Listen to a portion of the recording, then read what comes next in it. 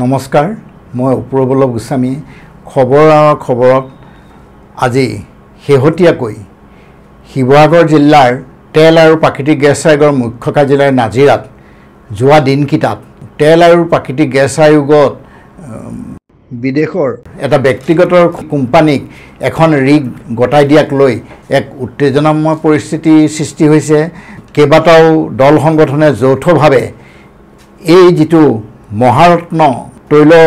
উদ্যোগ সেই মহাৰত্ন তৈল উদ্যোগটোৰ বিৰুদ্ধে এক প্ৰতিবাদী কাৰ্যসূচী লৈছে। আমি যদি চাওঁ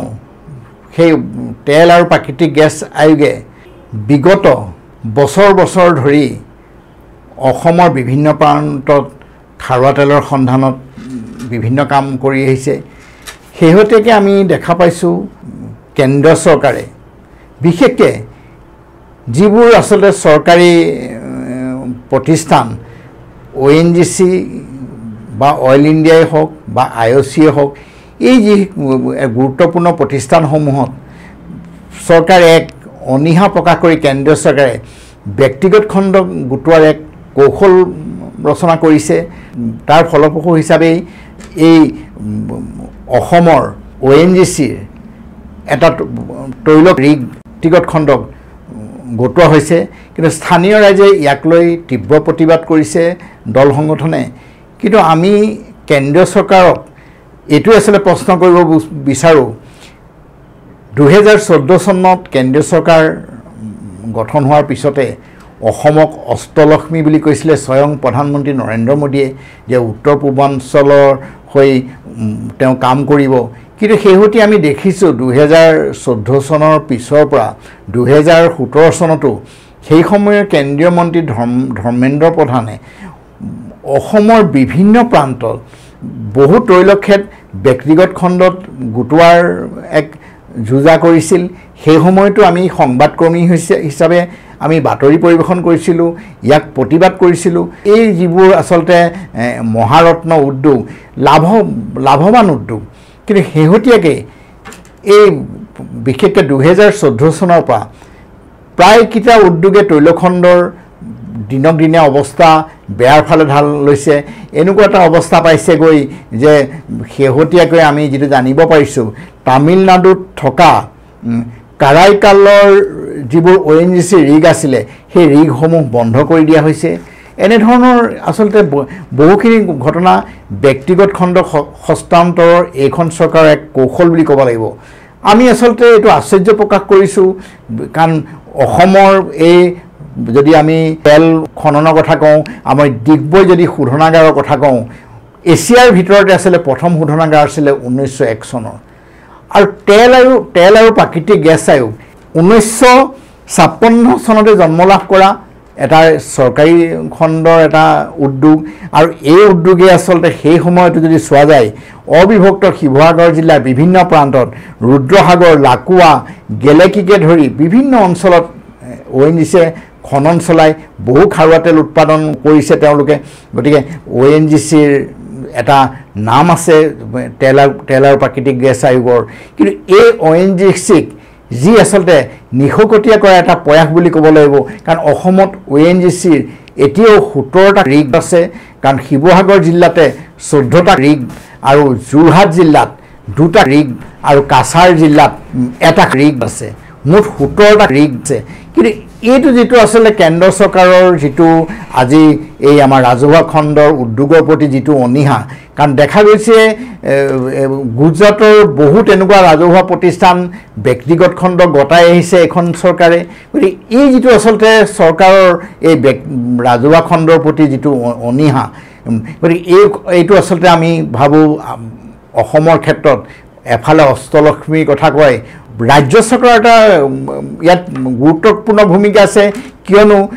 তেলৰ ৰয়েলটি লৈ ৰাজ্য চৰকাৰ চলি আছে। আমাৰ যদি ইয়াত উৎপাদন ভাল হয়,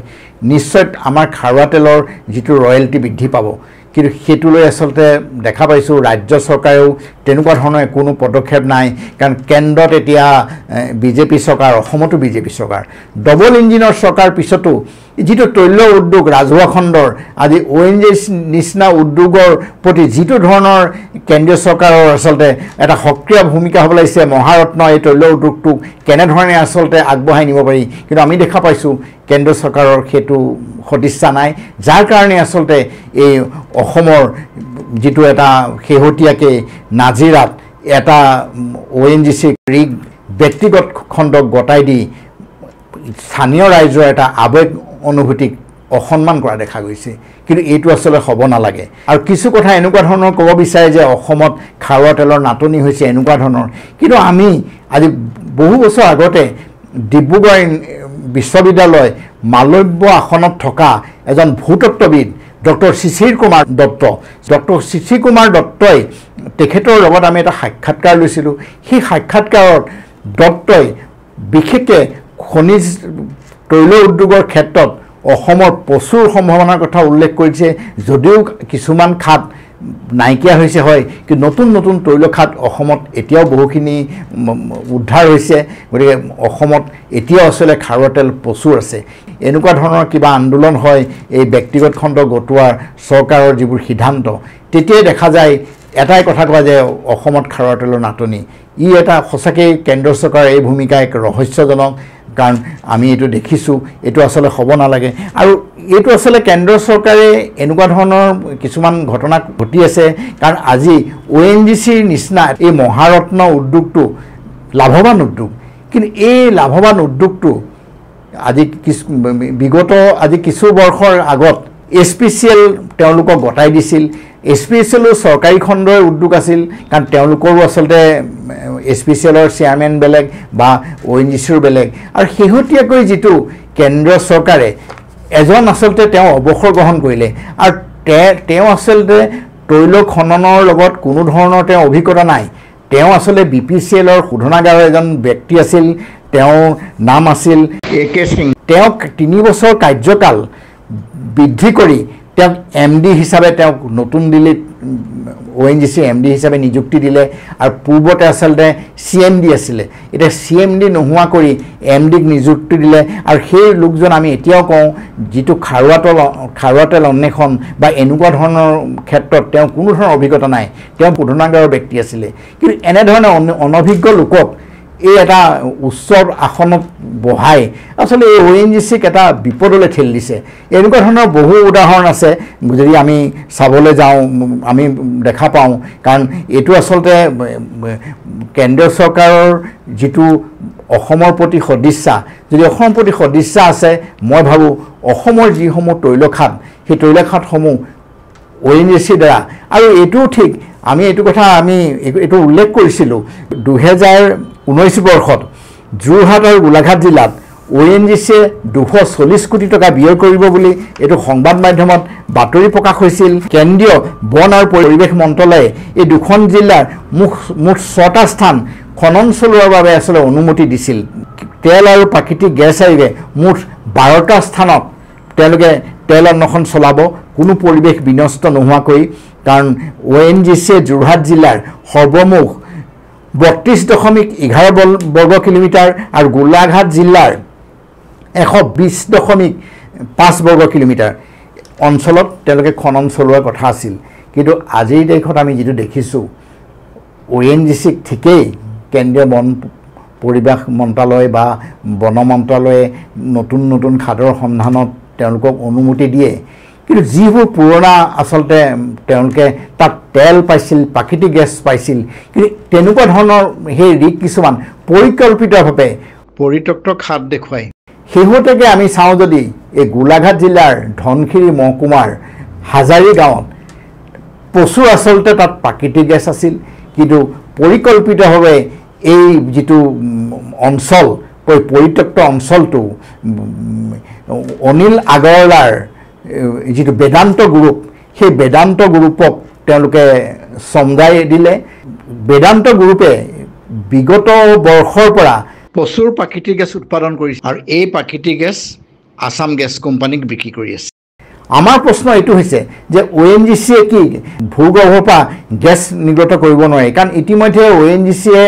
গোলাঘাট জিলাৰ ধনশিৰি মহকুমাৰ খুৰাঘাট নাম্বৰ এই ৰিগত তেওঁলোকে প্ৰাকৃতিক গেছ উৎপাদন কৰিছে কিন্তু এই পৰিত্যক্ত কৰি খাতটো এনেধৰণে ব্যক্তিগত খণ্ডক গতাই এই যিটো বেদান্ত গ্ৰুপক ৰঙা দলিচা পাৰি দিছে ই সঁচাকৈ এক দুৰ্ভাগ্যজনক কেন্দ্ৰীয় চৰকাৰৰ যি এনেকুৱা ধৰণৰ ব্যক্তিগত খণ্ড গটোৱাৰ যি সিদ্ধান্ত আমি ভাবোঁ এইটো তৎকালীনভাৱে আচলতে বাতিল কৰক আমি এতিয়াও ভাবোঁ ৰাজহুৱা খণ্ডৰ উদ্যোগক প্ৰাধান্য দিয়ক প্ৰকৃততে এখন তৈল সন্ধান কৰোঁতে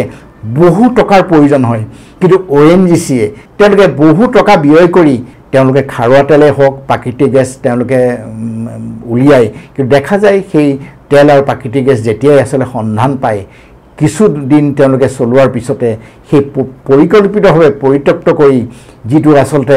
ব্যক্তিগত খণ্ডত তেওঁলোকক গটোৱাৰ এটা পৰিকল্পনা চলি আছে অসমত আমি এইটো ভাবোঁ তৎকালীনভাৱে এইটো বাতিল কৰিব লাগে কেন্দ্ৰীয় চৰকাৰে যদি এইটো এনেকুৱাই হৈ থাকে তেতিয়া এদিন ভাবোঁ ONGCও তাৰমানে ব্যক্তিগত খণ্ডলৈ গতি কৰিব কাৰণ ONGC যিটো আচলতে অভিভাৱক সেই অভিভাৱকজনেই আচলতে তেওঁ কোনো অনভিজ্ঞ ব্যক্তি এজনক আচলতে MD কৰি তেওঁলোকে দিল্লী আচলতে অফিচত সজাই থৈছে কিন্তু তাৰ বাহিৰে আমি চাওঁ যদি এই যিটো এটা পুৰণা আচলতে ভাৰত চৰকাৰৰ সংস্থা ৰাজহুৱা খণ্ডৰ উদ্যোগ এই উদ্যোগটোক আচলতে সক্ৰিয় কৰিবলৈ হ'লে কেন্দ্ৰীয় চৰকাৰ এটা সদিচ্ছা লাগিব কিন্তু আমি এইটো সদিচ্ছা দেখা নাই কেন্দ্ৰীয় চৰকাৰৰ কাৰণ শেহতীয়া যিটো তামিলনাডুৰ আমি কথা প্ৰসংগক্ৰমে উল্লেখ কৰিছিলোঁ যে তাত ONGCৰ সকলো ৰিগেই আচলতে তেনেকৈ উঠাই লৈ আহিলে আৰু বহু আচলতে তেনেকৈ ব্যক্তিগত খণ্ড গতাই দিয়া হৈছে এই কেন্দ্ৰীয় চৰকাৰে কাৰণ এই যিটো আচলতে কেন্দ্ৰীয় চৰকাৰৰ ব্যক্তিগত খণ্ডক দিয়াৰ যিটো আচলতে মনোভাৱ এই মনোভাৱ যদি থাকে মই ভাবোঁ এই ৰাজহুৱা খণ্ডৰ উদ্যোগবোৰ দিনক দিনে নিখকটীয়া হৈ কেন্দ্ৰীয় চৰকাৰে পুনৰ এটা ব্যক্তিগত খণ্ডক গটোৱাৰ কৌশল বুলি আমি ধৰিছোঁ গতিকে আমি আচলতে এইটোৱে দাবী কৰোঁ কেন্দ্ৰীয় চৰকাৰক যে আজি নাজিৰাত যি আচলতে উত্তেজনাময় পৰিস্থিতি হৈছে অসমবাসীৰ আৱেগক সন্মান দিয়ক আৰু এই সন্মান দি কেন্দ্ৰীয় চৰকাৰে তেল আৰু প্ৰাকৃতিক গেছ আয়োগক সক্ৰিয় কৰি অসমৰ যিবোৰ ন আচলতে অঞ্চলত ONGCয়ে তৈল অন্বেষণৰ বাবে ইতিমধ্যে কেন্দ্ৰীয় চৰকাৰ বন আৰু পৰিৱেশ মন্ত্ৰালয়ৰ পৰা তেওঁলোকে অনুমতি পাইছে সেই অঞ্চলবোৰত তেওঁলোকে খনন কাৰ্য চলাওক গতিকে আমি সেইটোৱেই আচলতে কেন্দ্ৰীয় চৰকাৰক আহ্বান জনাইছোঁ আৰু একে সময়তে পৰিৱেশ বিনষ্টৰ কথা আমি প্ৰসংগত এইকাৰণে উল্লেখ কৰিছোঁ এইটোৱেই নহয় যে যিবোৰ আমাৰ আজি সংৰক্ষিত বনাঞ্চলেই হওক যিবোৰ বনভূমি সেই বনভূমিত যাতে কোনো কাৰণতে কেন্দ্ৰীয় চৰকাৰে কাৰণ এতিয়াও আচলতে বহু অঞ্চল আছে তৈল অন্বেষণৰ বাবে অসমত ভূগৰ্ভত বহু নতুন নতুন তেলৰ তেওঁলোকে সন্ধান পাইছে শেহতীয়াকৈ গোলাঘাট জিলাৰ যদি মেৰাপানী অঞ্চলটো বহু আচলতে তেলৰ খাৰুৱা তেলৰ সন্ধান পাইছে প্ৰাকৃতিক গেছ সন্ধান পাইছে ৰাজহুৱা খণ্ডৰ উদ্যোগবোৰ ব্যক্তিগত খণ্ডক নিবৰ বাবে কৌশলে যদি এনেধৰণে এই ৰাজহুৱা খণ্ডৰ উদ্যোগবোৰ নিষেধ কৰিব বিচাৰে এনেকৈ হ'লে ONGCও এদিন নাথাকিবই কাৰণ ONGCৰ লগত অসমৰ এক আৱেগ অনুভূতি জড়িত হৈছে কেন্দ্ৰীয় চৰকাৰে যি ব্যক্তিগত খণ্ডক এই তৈলখাত গতাইছিল শিৱসাগৰ জিলাৰ তৎকালীনভাৱে বাতিল কৰি ONGCক তৈল খনন কাৰ্য চলাই যাবলৈ নিৰ্দেশ দিয়ক আজি খবৰ ইমানতেই মুখনি মাৰিছোঁ পুনৰ আকৌ নতুন এটা বিষয় লৈ আমি আলোচনা কৰিম নমস্কাৰ